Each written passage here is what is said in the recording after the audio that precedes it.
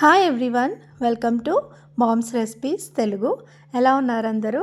So ఈరోజు మనం మన ఛానల్లో ఒక మంచి ఈవినింగ్ స్నాక్ రెసిపీ చూద్దాము. చాలా చాలా టేస్టీగా ఉంటుంది. చూసి ఖచ్చితంగా ట్రై చేయండి.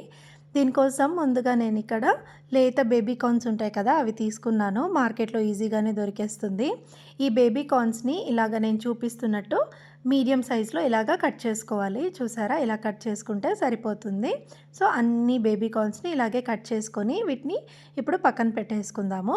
ఇప్పుడు ఒక బౌల్లో మ్యారినేషన్ కోసం 3 స్పూన్స్ దాకా కార్న్ఫ్లవర్ తీసుకుంటున్నాను. అలాగే కొంచెం పసుపు, ఒక టేబుల్ స్పూన్ అంత కారం, హాఫ్ స్పూన్ అంత ధనియాల పొడి, half spoon garam masala, half spoon మిరియాల పొడి వేసుకుంటున్నాను. అలాగే టేస్ట్కి సరిపడా సాల్ట్, ఒక అర స్పూన్ అంత అల్లం వెల్లుల్లి పేస్ట్ వేసుకుంటున్నాను. అలాగే ఒక అర నిమ్మకాయ అంత రసాన్ని పిండుకొని వేసుకుంటున్నాను. అలాగే కొంచెం వాటర్ వేసుకొని ఈ మ్యారినేషన్ మరీ గట్టిగా లేకుండా అలాగని మరీ జారుగా లేకుండా కలుపుకోవాలి.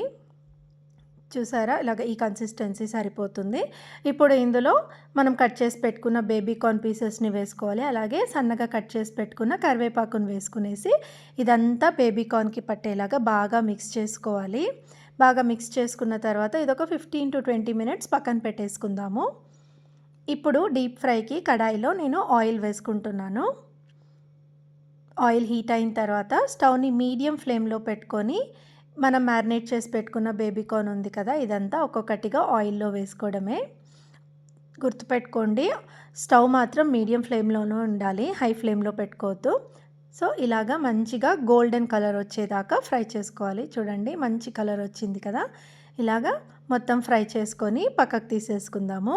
అంతేనండి, మన క్రిస్పీ బేబీ కార్న్ రెడీ అయిపోయింది. చూసారా ఎంత క్రిస్పీగా ఉందో. అలాగని మరీ గట్టిగా ఏముండదు, లోపల సాఫ్ట్గా ఉంటుంది. సో ఖచ్చితంగా ట్రై చేయండి. అలాగే నా ఎక్స్ప్లెనేషన్ మీకు నచ్చితే ప్లీజ్ ఒక లైక్ ఇవ్వండి. అలాగే నా ఛానల్ని సబ్స్క్రైబ్ చేసుకొని నాకు సపోర్ట్ చేయండి. థ్యాంక్స్ ఫర్ వాచింగ్ అండి. Take care, bye.